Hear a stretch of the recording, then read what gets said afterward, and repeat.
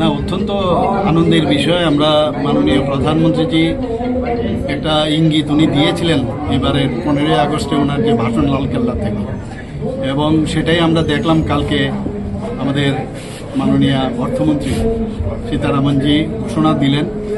এবং এটা খুবই ভালো যে এতগুলো স্ল্যাব রাখার চাইতে জিএসটিতে দুটো স্ল্যাব এখন রেখেছে, আরেকটা প্রয়োজনে কয়েকটা বিশেষ জায়গায় রাখবে।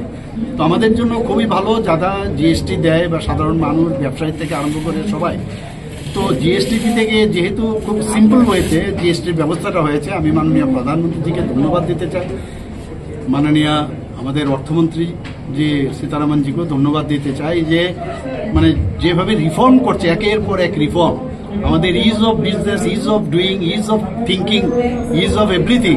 তো সত্যি মানে আমি এর জন্য এই ভাষায় প্রকাশ করতে পারবো না কতটুকু খুশি। On behalf of Tripura I would like to thank our honourable prime minister.